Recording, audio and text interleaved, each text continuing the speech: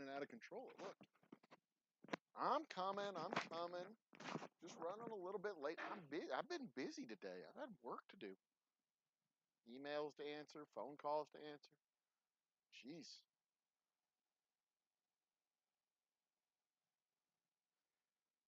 Ladies and gentlemen, brothers and sisters, children of all ages.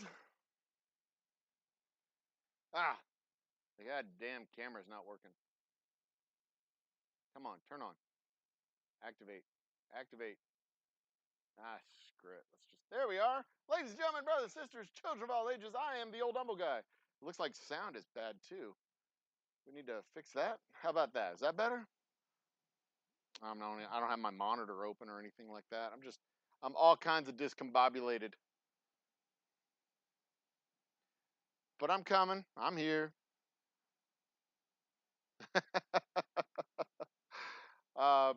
Cheers to chat. Welcome Corey Slater into chat. Welcome everybody else too.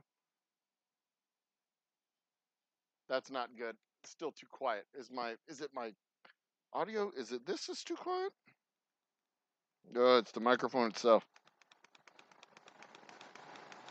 Okay, so the microphone's back. Okay, so I think I just fixed it. Looks like I fixed it.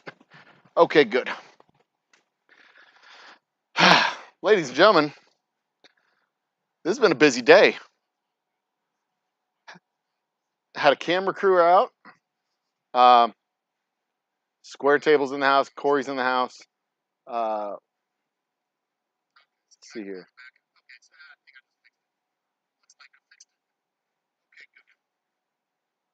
Let's see here. Get chat mounted back up again where it belongs. Cool. Top shelf Dustin's in the house. Square table's in the house. Everybody's in the house. Cheers, everybody in the house. So check it out. Earlier today, we had a TV crew came in, did an interview with me, did a little expo showcase of the place. It was fun. I'm going to be here for another hour and a half or so, maybe. Yeah, about another hour and a half. Let's switch over to camera 2. It's actually camera 1. There we go. I've got this to finish. I kind of did this as a show off to them. My bar is over here. I may do some work on the bar. You can't really see. Yeah, you can't really see that. This place is a mess. I've really got to get this place cleaned up for Friday. We're technically open to the public on Friday, but we're not really open on Friday. I guess I should start getting to work. We're technically open to the public on Friday, but we're not actually open on Friday because we don't have any events planned or anything like that. We're not fully operational, but I still need to get this place cleaned up and presentable.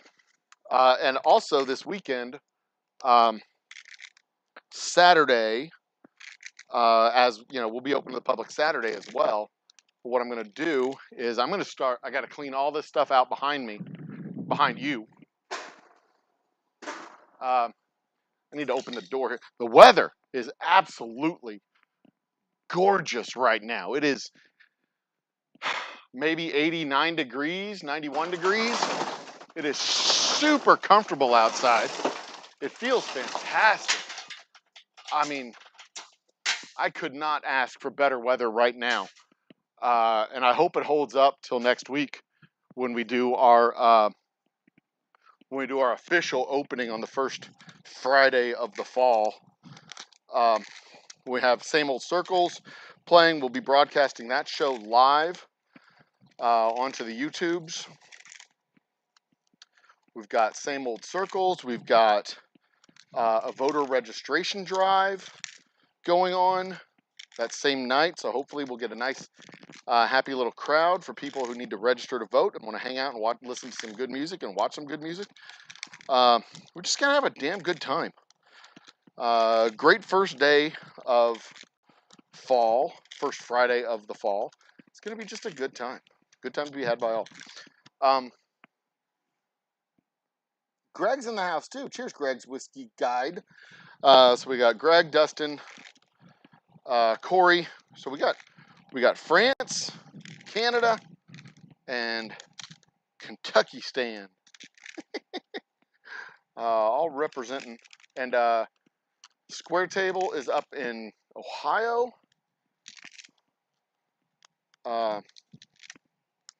We've got a wide spread across the country of peoples. Oh, and not to mention, we've got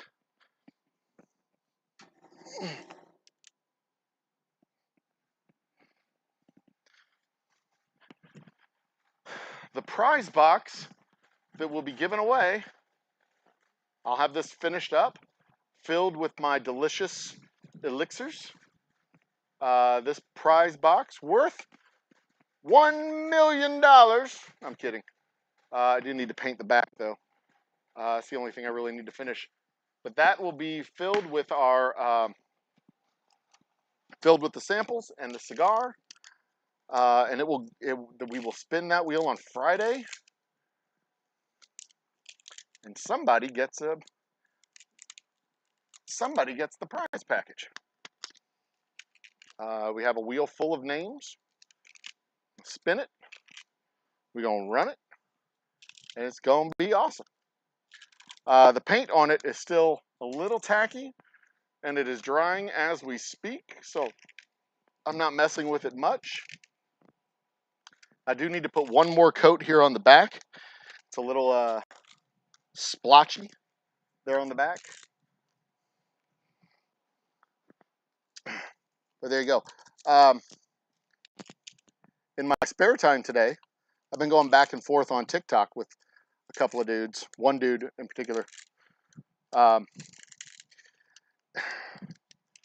It never ceases to amaze me the number of people who will call themselves patriots out of one side of their face and then turn around and say, and we will take our guns and shoot soldiers. Like, you dumb idiots. So that's this dude. And, you know, to be fair, he's probably just typical young guy. I've been in the same boat where you're just jaded and tired of, you're jaded and just like you don't think it matters, and you're all, you know, nihilistic and everything.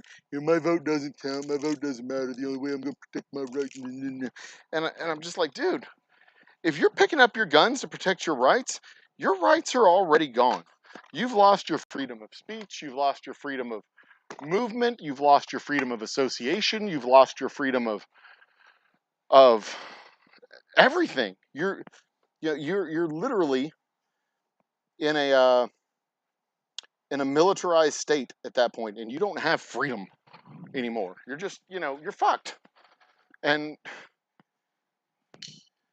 that's why we're doing the voter registration drive, because I truly, truly believe in civil democracy, and I truly, truly believe in self-governance and the things that keep our civil society working is the civil nature of voting rights and taking governance in our own hands. And that's why we're doing a voting drive on Friday next week with the as part of our grand opening, as I truly, truly believe in this stuff. And that, you know, the best way, like, I even get the argument that, like, our votes don't matter. I mean, I get that argument. Like, your vote by itself, it doesn't matter. You know, for a long time here in Texas, it didn't. You know, you're one person out of 35 million, whatever, and one party had a stranglehold on governance since the early 90s. And, you know, like, you needed 10 million votes to overturn the ruling party. What is it? How many days? The most days in a month you have had.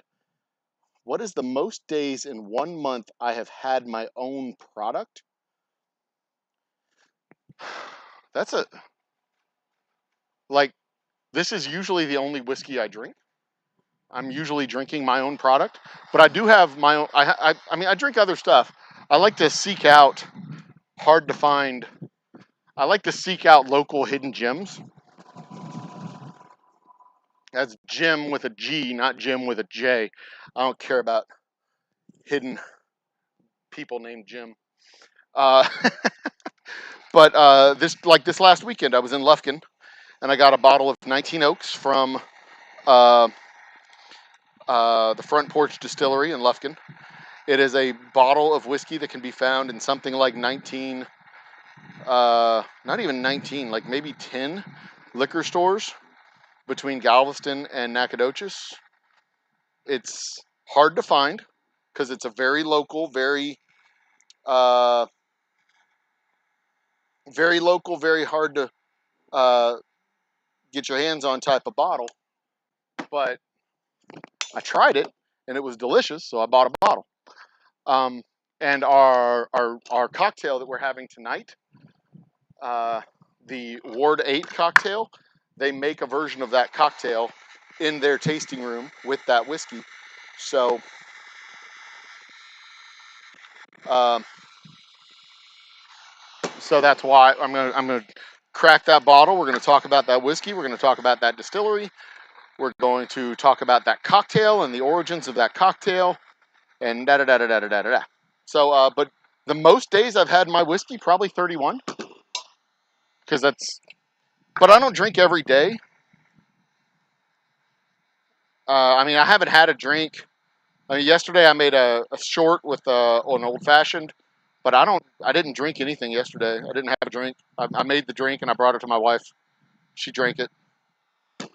Um, it was one of the few shorts that I've ever done. Well, actually, I had to do it in 2 takes because the first take I did it, the label of my whiskey was pointed in the wrong direction. So I'm looking at the finished product and I'm looking at it, and like I pick up the bottle to pour it, and it's the back label, and I'm like, God damn, I'm such a fucking idiot. The dumbest possible thing I could do. Um, Ed is a scuba diver and travel the world. Yeah. You see, that's what I like to do too. I mean, I don't like, you know, when I'm traveling and I'm in a different place, I always ask them. I don't like going to Burger King in St. Louis. Uh, can you imagine going to Cancun and eating Arby's? I mean, you're in Cancun of all places. Like, why are you going to eat American food when you're in Cancun? And to the same in the same spirit, why are you going to drink Texas beer when you're in Arizona, or drink, well, for that matter, drink Kentucky whiskey while you're in Texas? Um, find something you can't find at home. That's part of the travel experience. That's like really. Uh, that's part of the whole point. You go to France and you speak English. I mean, if you don't know French, you have to. But I mean, could you imagine going to France and never eating French food? I guess all food in France is technically French food, but not experiencing the local cuisine, not experiencing the pleasures of the experiences of the locals. Going to Jamaica and only seeing the inside of a hotel room. There are circumstances where, yeah, that would be, that would definitely be uh, the point of going to Jamaica in some cases. But, I mean, you can see the inside of a hotel room in Poughkeepsie. You don't have to go all the way to Jamaica to see the inside of a hotel room. If you just want to go somewhere and be with somebody and bone them for a weekend, I mean, Jesus, you don't have to go to some exotic location just to stay in the hotel room and hump like rabbits. It's fun to do. Don't get me wrong. I, I fully, thoroughly endorse that behavior.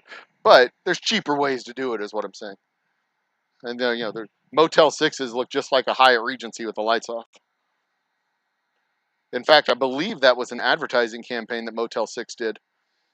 With the lights off, our rooms look just like a luxury hotel suite. That is also the pickup line I use with my lovely wife. That with the lights off, I look like Brad Pitt. And that's true. That is true. In fact, I can prove it. That I look like Brad Pitt when the lights are off. Watch. This is, I can, over here. If I disable the camera, look, I look just like Brad Pitt. See? Look, watch, I'll take my shirt off. See, this is the lights off, and now with my shirt off, I look like Brad Pitt with his shirt off. See? It's true. All right, there you go. Enough of that nonsense. Montezuma is associated with Clint Eastwood. Clint Eastwood? 100% Montezuma's Revenge in Cancun the last day. The 7 days nonstop. Who's it up? The Bourbon Basement is in the house. Cheers, Bourbon Basement. Welcome to the party. Thank you for the. I mean, this is easily the cheapest and best way that I know to get a nice even heat around my around the neck of my bottles. And if I could figure out a way to more automate this process, I would do it in a heartbeat. But I'd have, there's riggings that I need to do to get the heat element on one side and the heat element on the other side, put it down. If I could like push a button and slowly turn, like this would be the idea. Like have this set on the table, have a little button that turns on the heat guns on either side and slowly turns the bottle around 360 degrees. Then I take it and set it down and hit the button and it turns it around again 360 degrees. Done. And I mean, it would probably take a piece of rubber, a ball, a little motor, soldering iron, just some stuff to do it. But I'm not doing so much that it matters. Yeah,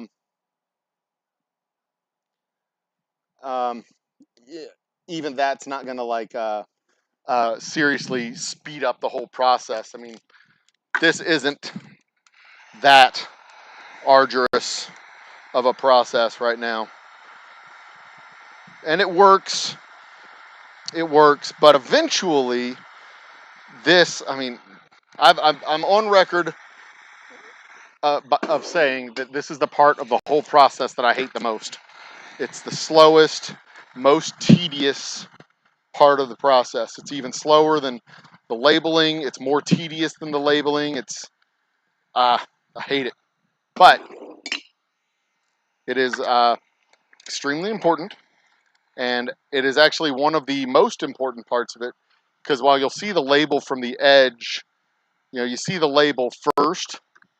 This is how you interact with the bottle. You pick it up off the shelf like that, and you pick it up and you hold it. If that feels like a loose sock, that's a problem.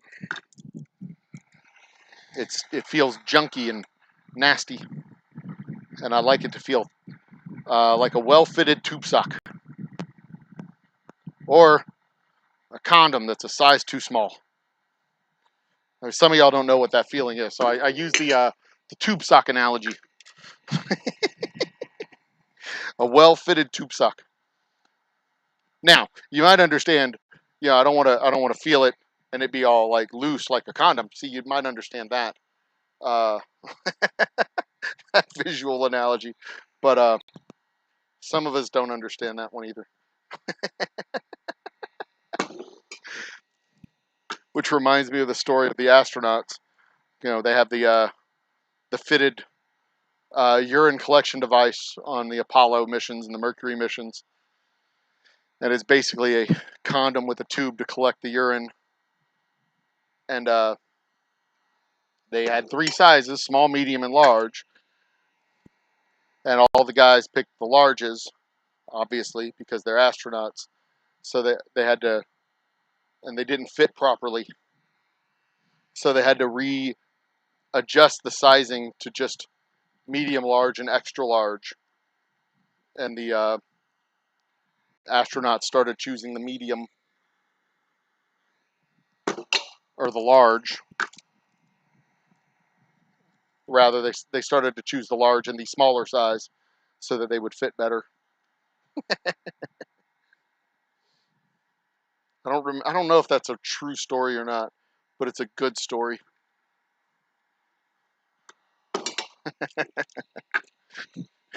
Because it means that even our heroic, manly astronauts have normal size junk. They're they're not out there swinging heavy wood, so to speak. They're just mortals. And not that I actually, think that a whole lot of people spend a whole lot of energy thinking about astronauts. Junk.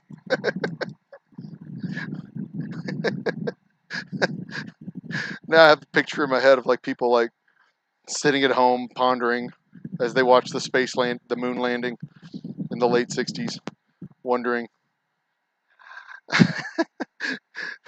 they must be really good at science. They must be so brave. Wonder how big their penises are. Oh Lord. So anyway, I've been here alone most of the day. Stir crazy over the last couple of days is only beginning to describe it. I need to set up the event on Friday too. Jeez, keep forgetting to do that. Not our event Friday, not the YouTube event Friday. The event for next Friday on the Facebook. I need to put out the ads and the flyers and get all that stuff going. Yes, Corey, I was slow to start. I was just running behind. I had a whole bunch of work. Gus Grissom and Frank Borman, they started. Yes, Corey, I got a late start. I had a lot of stuff. There's a lot of stuff going on right now, and it's like a lot of little work. When I'm done with this, I'll turn the camera and kind of get a picture of what's going on, the rest of the space of what we're doing. Doing a lot of cleanup. When you don't have visitors for a few months, things kind of get out of hand. So I got a lot of trash that needs to get hauled to the curb. It's just like in your own house. You don't have anybody come over for a while. You get some stuff built up. You got to do a little sprinkling. But I got some boxes that need to go to the curb. I busted up a whole, 5 pallets of wood because I am going to start building. I was supposed to have a bathroom going in and being installed this week, but the original quote that I had of about $700 to $1,000 to put in my bathroom changed to $2,500. So my plans have changed from framing out a bathroom and installing the bathroom for $700 to $1,000 to putting in the entire goddamn tasting room for about $1,000. So which means I have to take everything that's in here and move it out so I can start laying down my walls and framing out the walls. And there comes a point when you just look at a job and you're like, you know what? I can fucking do that. I can do it. I may not be able to do it well or expertly, but I can do it. And at the very, very, very, very least, I can do 85% of it and then have somebody come in and do the finishing work. I can I can do the framing. I don't think I can do the electrical, but I can do the framing and then call in the electrician to do the electrical. I can do the lights. I know how to do the lights. I'm just not quite sure how to wire to the box and get it all, where it needs to be. But I can point and say, I want an outlet there, there, there, there, there, there, there, there, and there. I can do that. I can do that 3-4 times a day. I just did it once. Watch. There, there, there, there, there, there, there, there, and one over here. And I want lights, lights, lights, lights. See? Twice.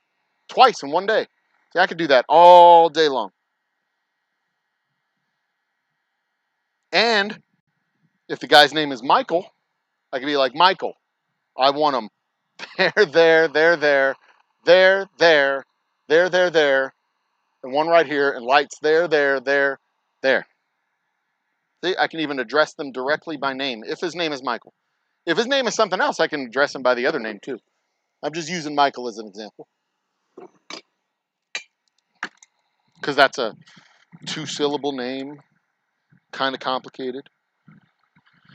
Jose, Steve, Eddie, Edward.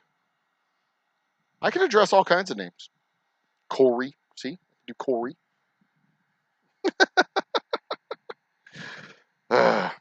Okay, stir crazy is the thing. If you were in Ontario, yeah, I got you.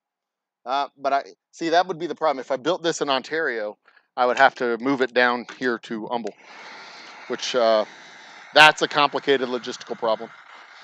But yeah, I mean, I'm not going to say that it's easy because I don't know how to do it. I've never done it. I don't know what I'm doing. I've built wooden walls before. That one right behind me, I built that.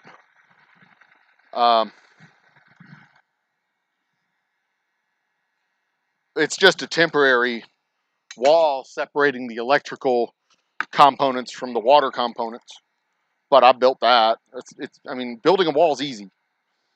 Building a metal wall, a little bit harder, but it's not that hard. That's what she said.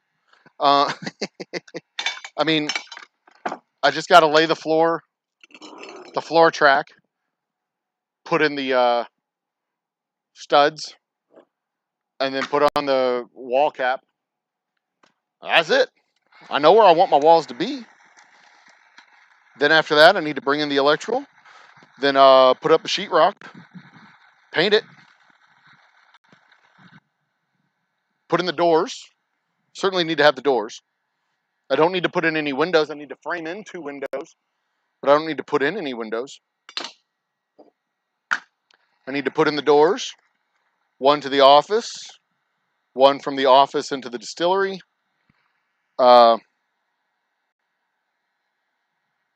one from the tasting room into the bathroom.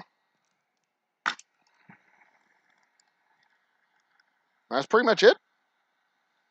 One from the tasting room into the distillery. I might put a window from the tasting room into the distillery, but I don't think I'm going to do that.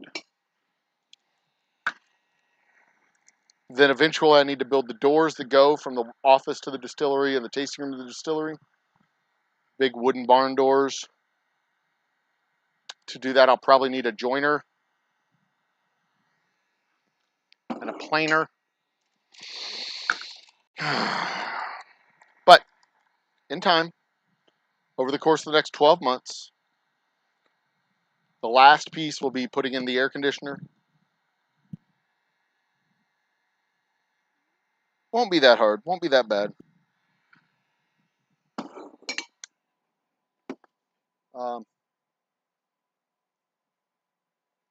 Spawnsburg? What? Sponsor. Sponsor. I got you.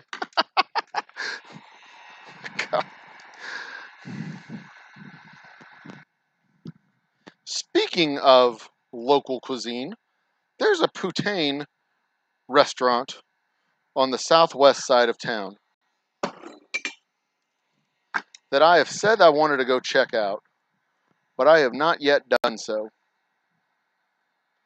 Partly because I'm always broke,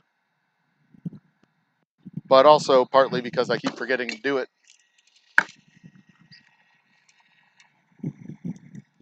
Maybe that'll be one of the long form videos that I make. But so help me God, if I make a long form video and spend all the time editing it, y'all better watch it and tell your friends, because I don't want to make any more videos that only 10 people watch. Those are boring, no fun. I'd rather do live shows that 10 people watch.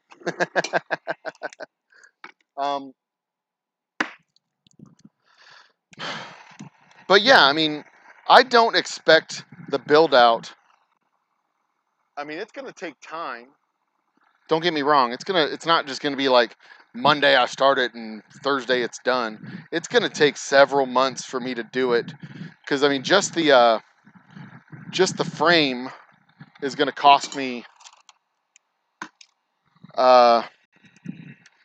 Just the framing is, you know, the rectangle on bottom and top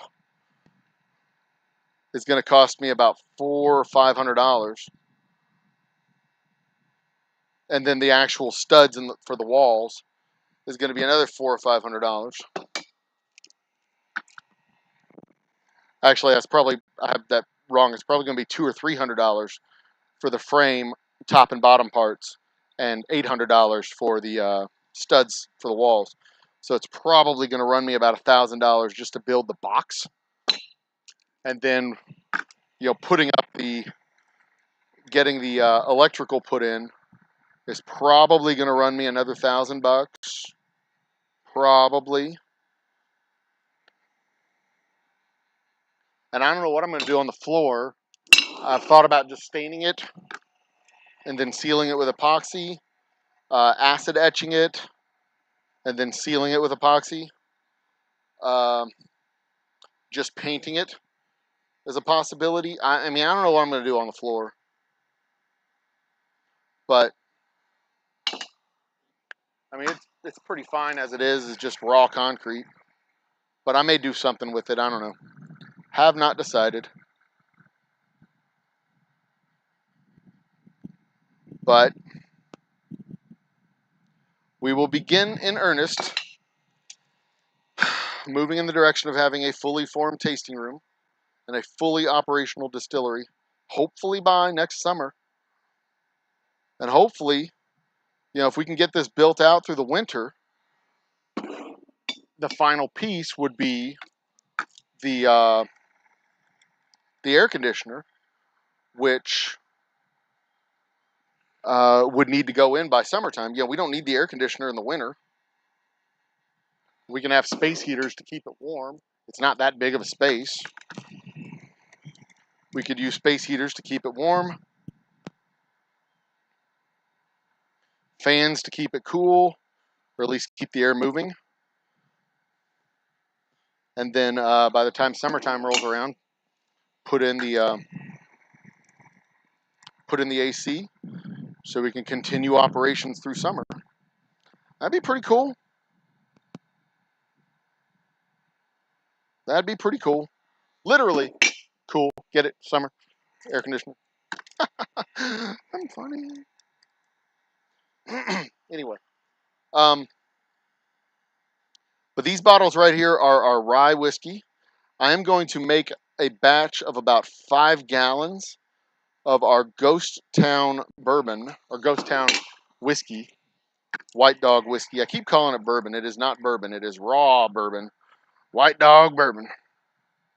White Dog whiskey. I was going to age it through a barrel, just put it in the top of the barrel and let it go out the bottom of the barrel. But I figured not necessary. I'll just call it the White Dogs. People know what it is. It is the boomtown before it becomes a boomtown. And it is temporary in nature, and it will go away over the course of time. I'm just not going to have it forever. Very limited edition release. And if it's popular, if people like it, if people want more of it, I'll make more of it. But the idea, the intention, is to have this Ghost Town whiskey out in the interim period between Boomtown's aging in the barrel and Boomtown's release.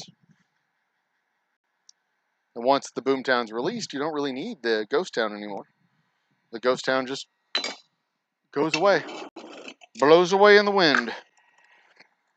If you are among the lucky few who have a bottle, well, congratulations. But if you are not among the lucky few who have a bottle, well, God have mercy on your soul.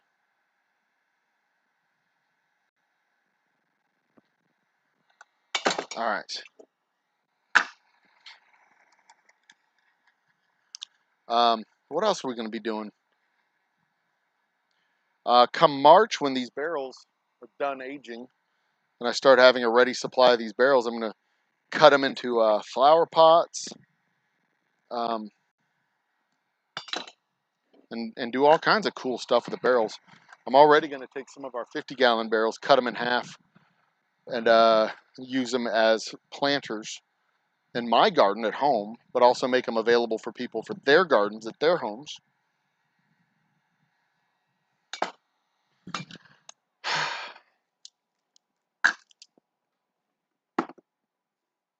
What do we got?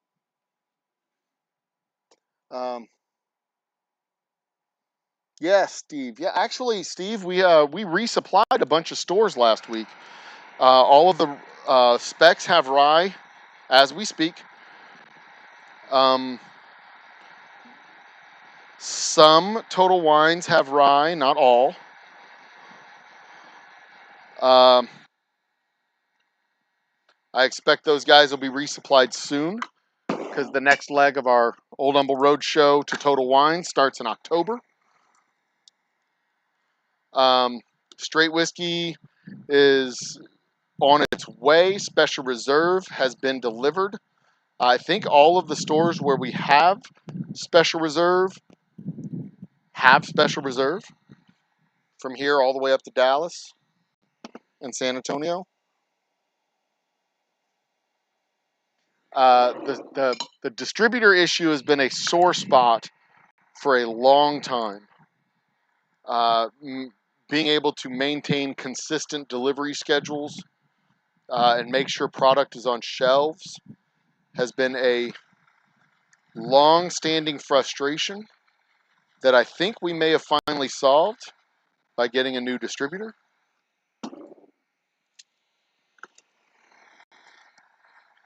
Um, so, when we sell out a store, it won't stay sold out for 3 months.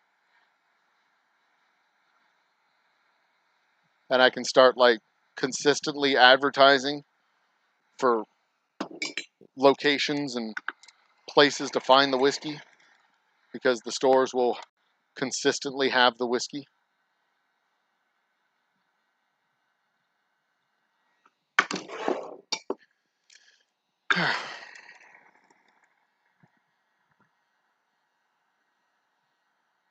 But yeah, I'm super duper excited about that. I really am. Uh, Thursday we're going to be back with trivia. Lisa is back. I am back. We're going to have our trivia for Thursday. I have all the questions lined up from 2 weeks ago that we were going to do, and we skipped the show. And our 100th episode is projected sometime at the end of sometime around November, I think, should be our 100th episode. Let's see here. We're on 85. We do 2 a week. So or 84. We have 16 to go. That's 8 weeks from now. So it's October, middle of November should be the 100th episode. And I'm pondering on what we're going to do for the next, because we usually go on a little month or so hiatus, 2 or 3 month hiatus, when I hit 100 episodes for a concept. But we're so close to 1,000 subscribers at this point. We had 774, I think, this morning, 772. I don't remember. Somewhere in the neighborhood of 770 subscribers. So we're so close to 1,000. I don't know if I want to go on hiatus with the live shows, although we don't tend to get a lot of new subscribers with the live shows. So I don't know if that's sacrificing the growth of the channel. I definitely want to continue to build our community with you fine folks through the live shows on Thursdays and Wednesdays, and now Fridays with the live music coming up for the rest of the year. But we're gonna have, we got a lot of activity and it's hard to maintain a live schedule 3 nights a week doing shows. Of course, the Friday night show is really just turning on the camera and walking away and letting the band play. There's not a whole lot of production management that goes into a Friday night show. There's some, but not a lot.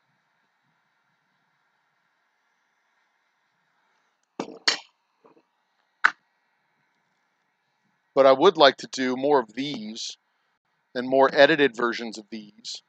I've gotten halfway through editing one from 3 weeks ago. And then got busy and I haven't gotten back to doing it.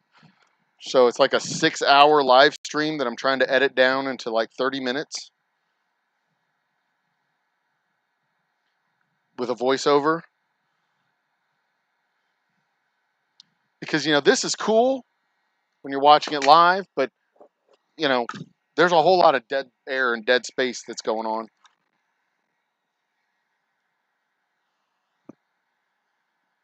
My CrossFit guys are operating. I can hear them clanking their plates across the way. Some of those people are absolute specimens. I miss going to my gyms, doing the CrossFit. I miss having disposable cash that I could go and do CrossFit stuff.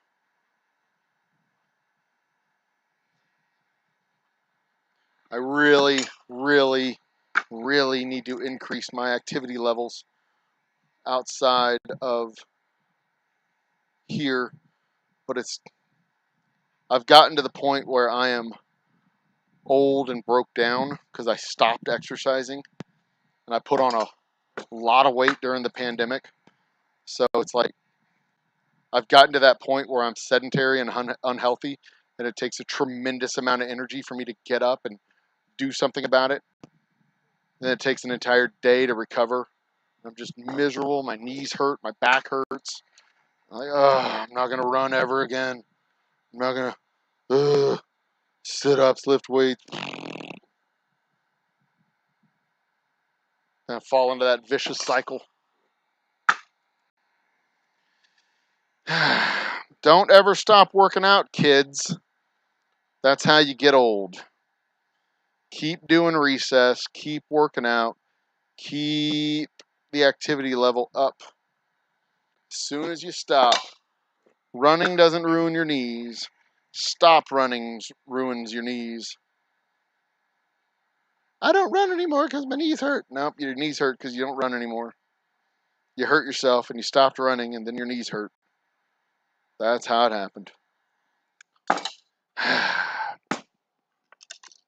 What's going on over here in chat? 774. What's that? Okay, I'm scrolling up. Let's see here. Is there a difference between White Dog and moonshine? Yes. There's a big difference between White Dog and moonshine. Conceptually speaking, no. It's raw whiskey, right? But White Dog is specifically whiskey. It is specifically whiskey. It's made with a cereal grain, fermented, distilled cereal grain. It is distilled up to 160 proof. It is, no other additives, no other anything, flavorings or anything like that. It is raw whiskey. You cut it down. It's bottled. It can be bottled at 80 proof. It's just not barreled. It skips the barrel. That's it. That's the only difference between White Dog and bourbon, right? Moonshine is not vodka, rum, whiskey, gin, tequila. If it's not one of those, if it's not a brandy, if it's not any one of those other things, it's moonshine.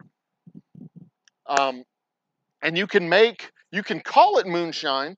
You can make White Dog whiskey and call it moonshine, just like you can make bourbon and call it Tennessee whiskey if that's what you want to do.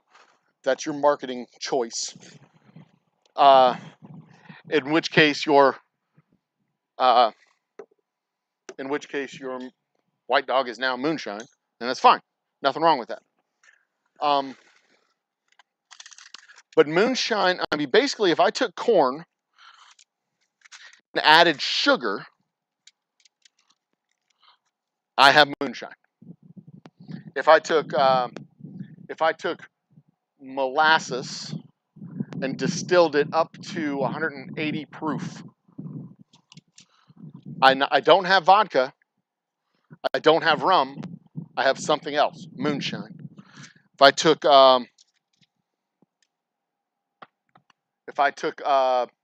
black-eyed peas and distilled black-eyed peas, I would have moonshine, unless I distilled it up to 190, whatever, 187, whatever the legal definition of vodka is, then I would have vodka. So moonshine is anything other than what is legally defined as an alcohol, as a class of alcohol. So White Dog is not moonshine. And, you know, people mix them up all the time. And the only time it offends me as a distiller is when I go out and I'm doing a tasting and they're like, "Oh, is this moonshine from your backyard?" And I just want to fucking slap them across the goddamn face. Because no, I'm a fucking distiller. I have a DSP.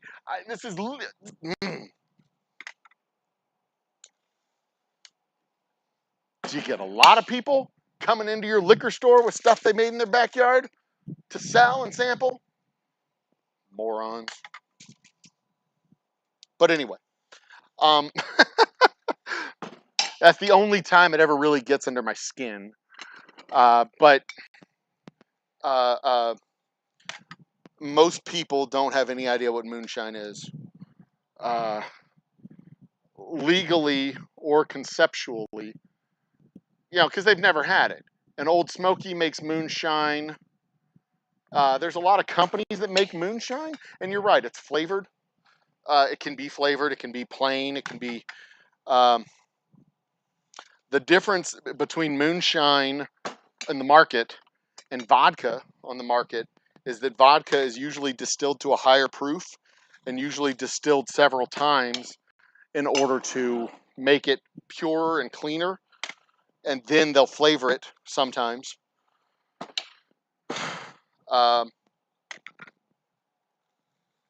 And there's no requirement that vodka is made out of anything. There's just a requirement that vodka is distilled up to a certain level.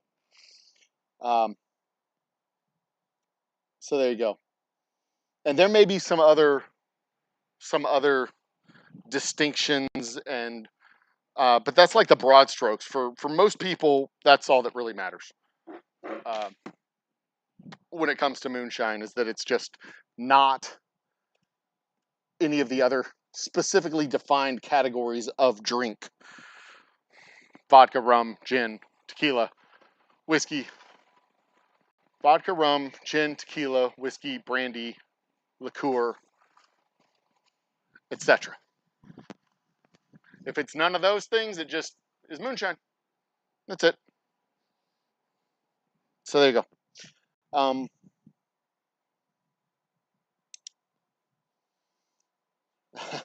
There's not more.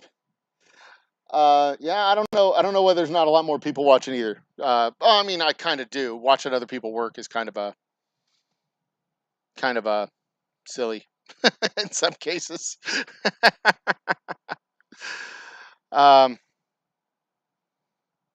774 is where we're at right now. Thank you, Greg.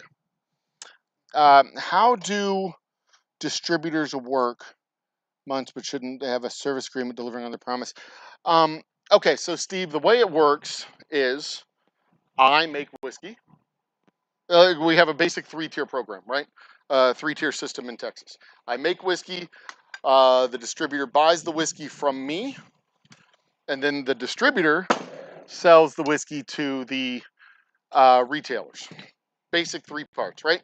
So my agreement with and it works different with some distributors than it does for others.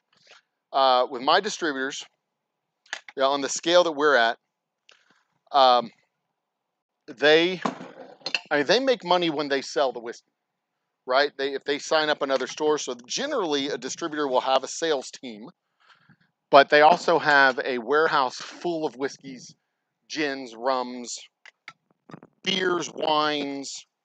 They have a whole menu of stuff, and their sales team goes to the various retailers and they say, here are our flavors, here are our brands, let's get these on the shelves. Done.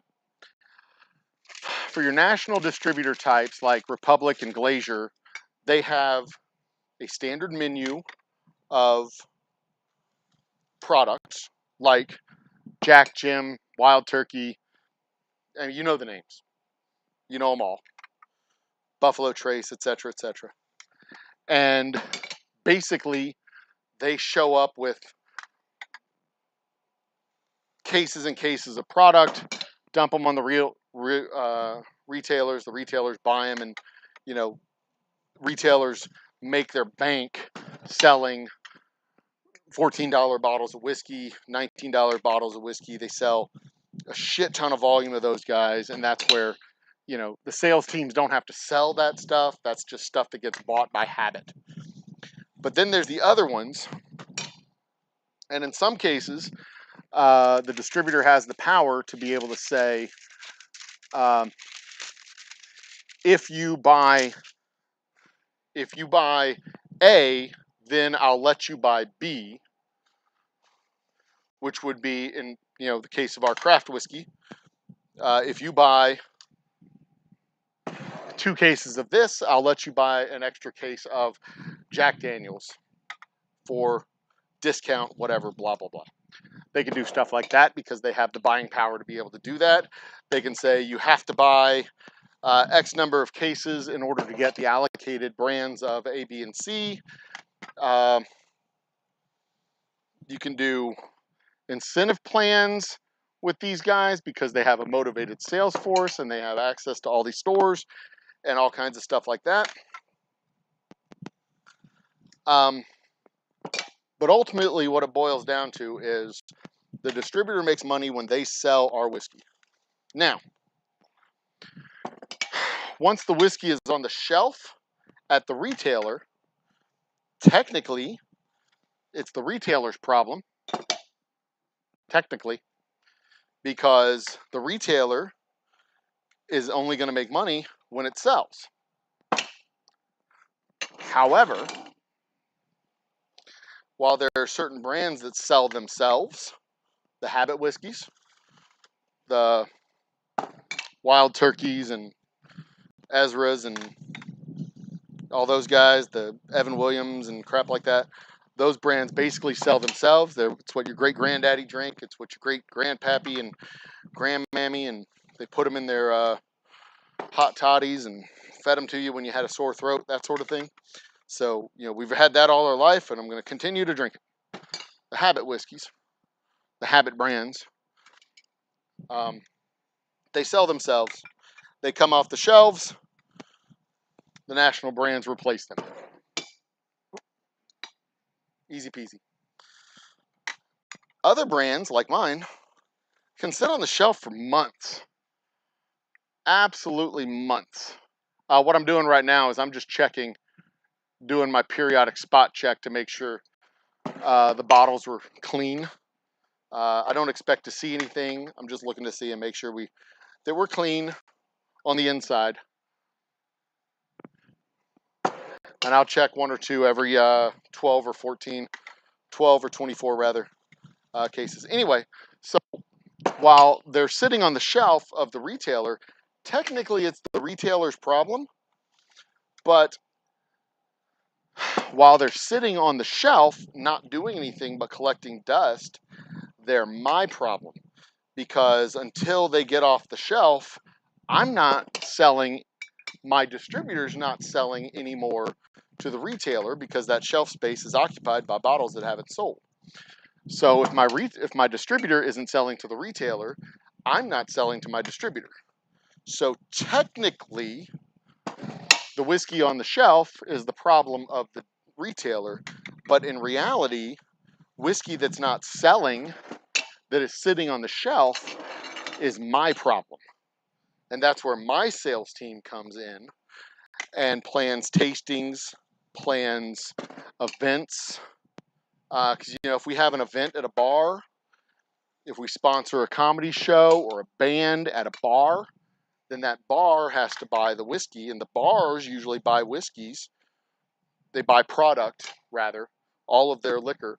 They will buy from a retail warehouse. Uh, with the TABC stamp, Texas Alcohol Beverage Commission stamp on the bottle. So they'll buy the bottles from the retailers. So one of the ways that we pull product through the retailers is sponsoring shows and events at bars. Another way that we pull product off the shelves is just we go and do a tasting. I load up a bottle and a bunch of sample glasses, and I go to a retailer, set up my table, hand out free samples, tell people to buy a bottle, and I'll sign the bottle. That's when you go to the stores and you see the hot pants and sports bras behind barrels passing out samples that don't know anything about the whiskey. They're trying to sell something and get you to buy a bottle of whiskey. So that's where my sales team, which is at this point me, and my marketing team, which also at this point is me, is going out and trying to pull product off the shelves through the channels, through the retail channels. Because the retailers are fine. They'll let it sit on the shelf for a year and a half, 2 years. They don't care. Which is stunning to me that they'll just let it sit there. But, they don't know anything about it. They can't really sell it. They can't push it. They don't know anything about it.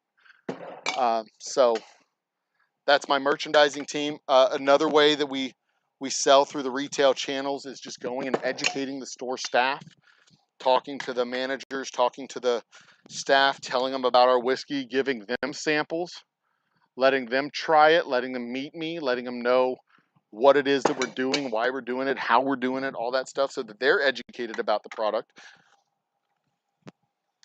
So that when somebody comes and asks them, what do you have that's local and new, and what do you have that's good, what's interesting, what would you recommend? The staff can say, oh, well, there's this one, I just met their distiller, and blah, blah, blah, blah, blah, blah, blah. We went and had a staff meeting at their distillery. He brought us cookies, whatever dumb nonsense type of stuff they've got, or they want to help them push the product. So that's how, I don't have necessarily a commitment from them to deliver, to pick up or deliver, because even if they pick up 35 cases a month, they've got to sell 35 cases a month, or 50 cases a month, 100 cases a month, whatever. It's got to come off the shelves before they can sell another case. And in some cases, there are deals where you can do that, where you can set up like an incentive program and say, I want to hook up with y'all. Let's do a deal. Y'all push this much, I'll give you whatever, $2,000 if y'all hit the sales targets and things like that, and then they get motivated to sell. But again, they're just putting it on shelves. It may expand our retail footprint, which is really good, but it could also expand our retail footprint beyond our ability to service the footprint. That makes sense.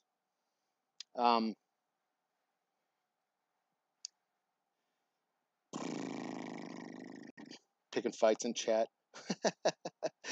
Oh my God, a lot of stress too. I mean, the stress of the last 2 years. Yeah, I mean, this may look this may look all glamorous and flashy with all the strippers and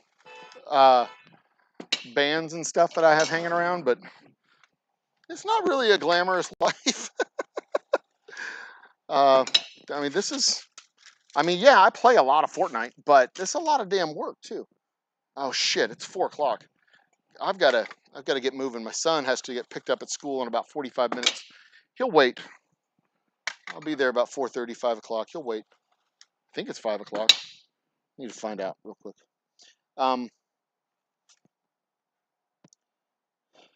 Those jiggly bits ladies get when they raise their arms.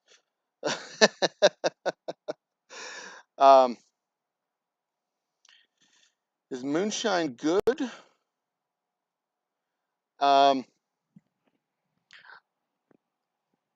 There are several types of moonshine that are very, very delightful. Old Smoky is the one that I know of the most. That's out of Pigeon Forge, Tennessee. I think it's Pigeon Forge. That's the only national brand that I know of. But you know, if you seek it out, you can find it. There are whole sections in our liquor stores for moonshine and different moonshine brands. It's not particularly appealing to me. Hi. Wally's not here today.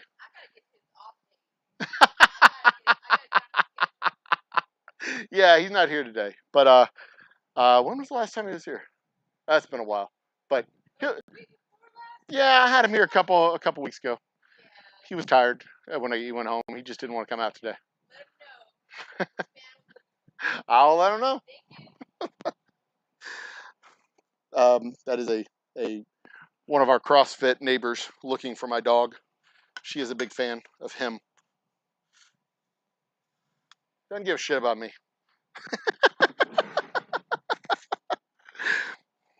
I'm not as interesting. Anyway, it's not particularly appealing to me. I mean, I don't mind it. It's not bad. It's just not. It's not my drink. I don't really like flavored alcohols that much. Drunken One. That is a new name I've seen in a new name I see in chat. Cheers from Conroe. Cheers to Conroe, my friend. I was just up in Conroe a few weeks ago, as a matter of fact.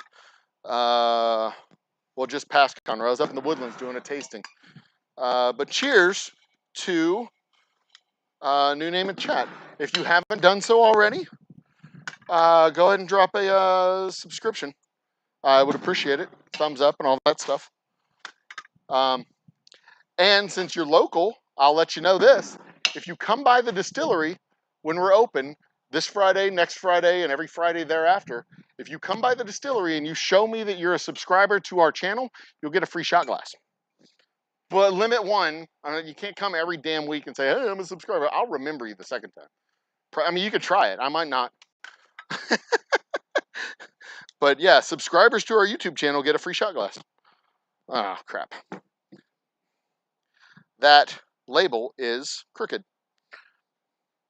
I'm not really worried about the back labels being crooked, but when the front labels are off center, that's problematic because they see the front labels side by side on the shelf, and if this one's off center and this one's center, this one really looks silly, especially if it's the only one that's off center. It's what my band director used to tell me. If you're going to be wrong with everyone else. And if you're going to be right, don't be the only one who's right. Because if you're the only one that's right, and the rest of the band is, if everyone else hits the hash mark and you miss it, it doesn't matter if you were supposed to hit the hash mark. This might be a problem. These guys getting off center. Oh. Fix that. There we go. That'll solve the problem right there. The labels were literally off center. All right, I'm gonna have to adjust this whole damn thing, I think, because that's 3 in a row.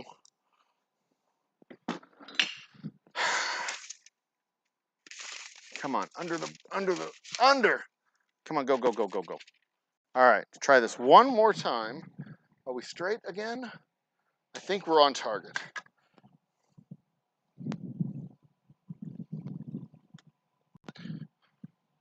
Not quite, but it's going to take probably one more label for it to straighten out. And then I'm going to roll through chat real quick.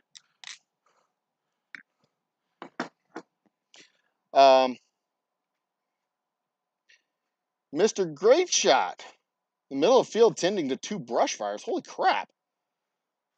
Welcome to the party, Great Shot. Deal with the fire, that's important. Jesus.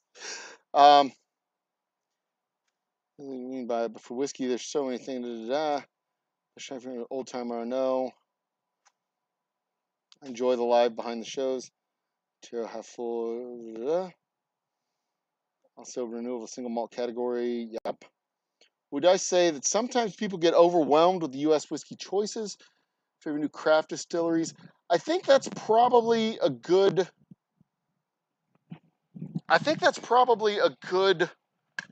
A good way to describe it, because there's a. Okay, now we're straight.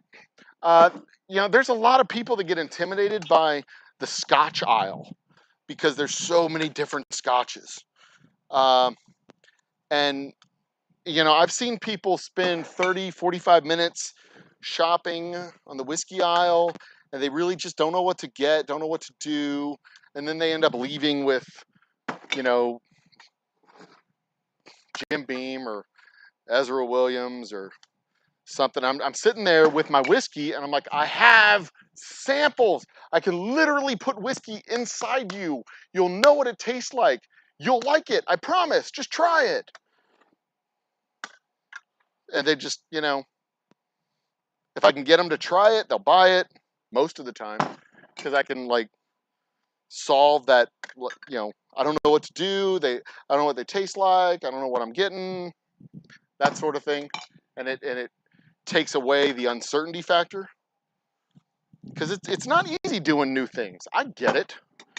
It's hard to do new things. It's hard to take adventure. There's the comfort of sliding your foot into a shoe that fits, and it doesn't matter how old and raggedy that shoe gets. You just want to keep wearing that shoe, and it's falling apart, and you have duct tape, and you're just trying to stitch your old shoe together, and you just don't want to go to the store because you go to the store and there's 1,000 different shoes, and I'm just going to get the same damn shoe I already have.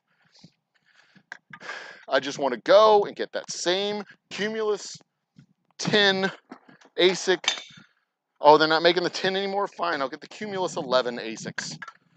And just, the last set I had was blue, and that seemed to work fine. So I'm just going to get another set of blue ASICs. I don't even need to try them on. I wear a size 10, 10 and a half. Oh, shit, I don't even know what size shoe I wear anymore. I wear a size 10. I just want that one. I just in and out, done. I don't want to mess with it. I make too many decisions all day anyway. That's one of the reasons why guys hate shopping. I know it. I know it's true. Guys just hate shopping, and they go and they just don't want to mess with shit. And I drink Crown Royal is not a good excuse for buying Crown Royal. But I get it. Yeah, I think you're right. In a lot of cases, that it is people are they're overwhelmed by choice and they don't want to mess with it. And that's one of the reasons why I like doing tastings, is because I help to short circuit that whole choice effort matrix, where you look at the labels and you consider the bottles and you try to figure out whether or not it'll taste good by what the bottles say. But mouth to brain to cashier. That's the shortest path to a good decision. If you like it, buy it. That's it. And that you can go back there and shop and do all the stuff you want to do, because some people just like looking at all the shiny labels. They just like looking at the shiny bottles and shiny labels, and they just like doing it. And they want to spend, 15 minutes shopping and relaxing and not thinking about things and winding down. I get that too. And then when they're all done, they come back and they say, yeah, I'll take a bottle. It was really good. Yeah, cool. Easy peasy, done and done. I'm not going to box these up tonight because I literally have to go pick up my son. Will the shot glass be filled? I can arrange for that, Destin. Dogfish Head branded their beer off-center ale or off-center people.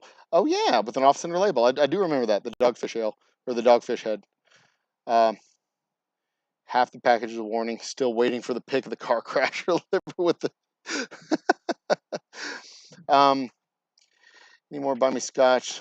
I'll empty easily 500 American craft bottles that are locally on the shelf. Polymilled, nope, lost. Try before you buy. Carve that in stone. Yeah, I mean, I do think that the decision fatigue is a real thing. I know I feel it all the time. When my lovely wife is like, "What do you want for dinner?" And I'm just like, "Pizza, whatever. I don't give a shit." Or when I give a choice to her specifically, because she's a teacher and she makes decisions all day long, or a teaching specialist, she makes decisions all day long. Like decision making is this is a tried and true studied phenomenon, especially among poorer people. Why budgeting is so hard, so damn hard when you don't have any money, because you always have to make decisions about things. Choose A over B, or this cereal versus that cereal. Eventually, you get to the point where you just, what, fuck it. You just grab what you need to grab and do what you need to do, and you just move on. I mean, what are you gonna do? Save a nickel? Nah, big deal. I mean, granted, it adds up over time, but decision fatigue. If you're in a decision-making environment in your job, and then you come home and you have to choose what kind of spaghetti you're gonna pick for tonight, and there's 30 different spaghettis to choose from, you're just like, screw it. You grab the stuff you've always had. But that one's 3 ounces more, but it's a nickel more. Do I need 3 more ounces versus this one? Should I save the nickel? Should I get the 3 ounces? Do I need the 3 ounces? Gives me a headache just thinking about it, to be quite honest. Decision fatigue is a legit phenomenon. And, when there's so many whiskeys on the shelf, that's people tend to, some people shop for new and different things, and some people just say fuck it and get the things that they've always had. And people always say that during the pandemic liquor sales went up, but the liquor sales that went up during the pandemic were the liquor sales that people already drank. They bought their habit whiskeys more than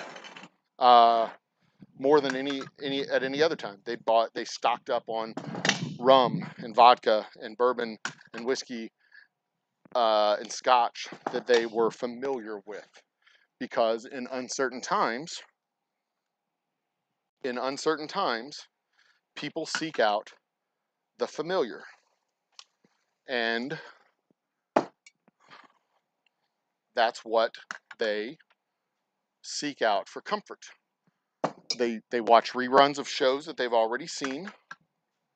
They drink drinks that they've already had. They watch, they hang out with friends whose stories they already know. They eat foods, comfort foods. Comfort food is not escargot for the first time. Comfort food is mac and cheese, and not newfangled mac and cheese with pork and barbecue sauce and vegetables thrown in there for flavor. It's Kraft mac and cheese, the same mac and cheese your grandma made when you were over at her house that one weekend in the fall when your parents had to go out of town or when your parents went out of town for their anniversary and you spent the night over at grandma's house Friday night and Saturday night. Y'all had Kraft macaroni and cheese.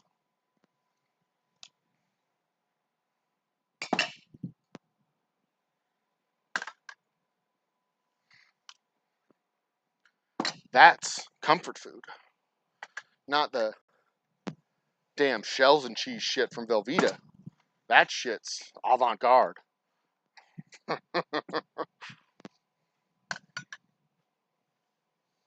That's avant-garde. You don't want to do that. That challenges you. And in uncertain times, you don't want to be challenged. In uncertain times, you want that old shoot. You want the familiar. And that's what people go to.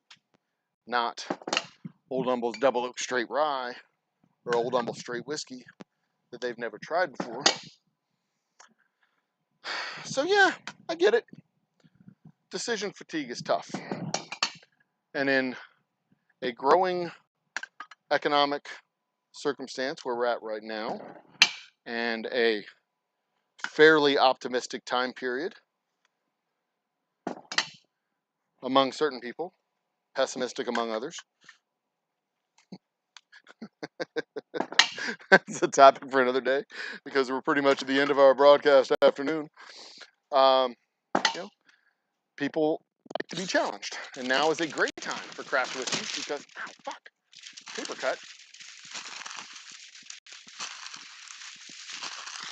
Because people get a little bit more adventurous when they feel good. You buy homes, you buy cars, you buy craft whiskey. That's what we're here for. Drink the adventure. Drink craft whiskey. Old Humble Distilling Company. Drink the adventure. I like that. I'm going to use that. Old Humble. Drink the adventure.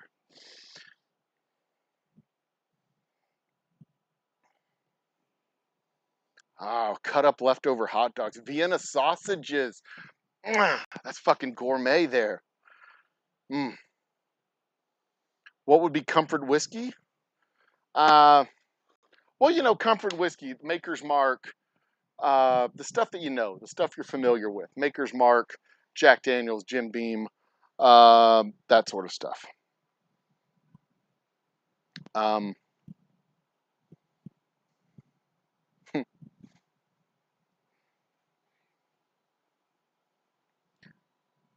Sitting here trying to think of what gives me comfort.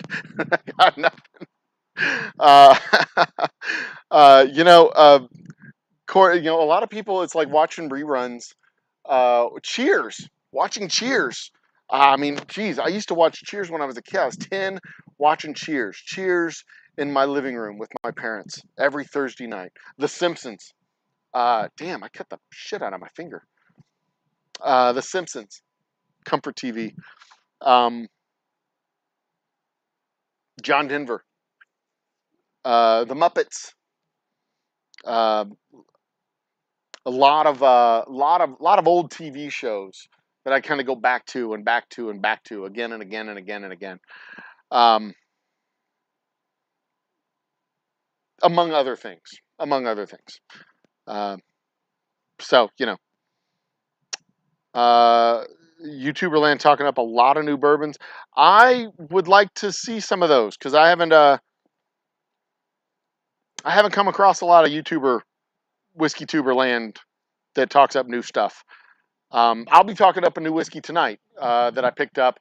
19 Oaks whiskey from Front Porch Distillery up in Lufkin. It is not widely distributed. It is not going to be a big hit. Most people don't know what it is, don't know where to find it. But it's a nice, good local whiskey. Oh yeah, good, satisfying crap. That is also some comfort stuff. Anyway, that's going to go into boxes in the next 24 to 48 hours. I'm not going to be back. Well, I'll be back tonight at 10 o'clock for our live show. I'm not gonna do another day in the life here today. Sorry, I got started late, and this is a kind of a short one. But I am going to. I watched Mash and Drum. Oh, Mash and Drum is one that I do not get to watch very often. Jesus, look at that. That was a deep.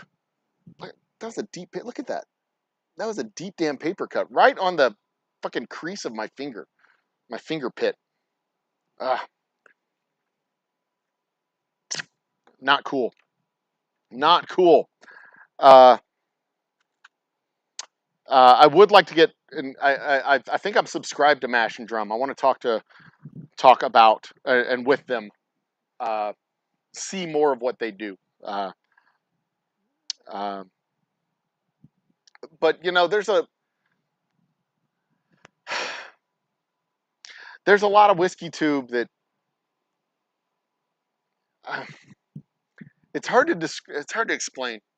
Like I don't consider myself part of whiskey tube, the whiskey tube like community, because I don't talk a lot about whiskey. I talk about my whiskey, but most of what I do is entertainment around whiskey. It's not whiskey based entertainment. It's entertainment fueled by it's whiskey fueled nonsense. Um, so you know, I don't do a lot of whiskey reviews. I don't talk about tasting notes and all that silly nonsensical uh, oaky, tanniny, grassy. That doesn't mean anything to most people. Um, my whole goal, my whole focus is to have a good time and extend the reach of my tasting room virtually to people all across the globe. Virtually extend the reach of my tasting room. Um, you know, bands and strippers and fire trucks and fireworks and all that stuff. Um, Jason's info. Uh, you know that, and that's probably the best way for me to interact with the whiskey tube world is I do my thing and I have my fun and do my nonsense, and then you know I'll send them a bottle and they can do the reviews. That's what whiskey tube is great for. They can do the reviews. They can expose whiskey. They can expose people to new and different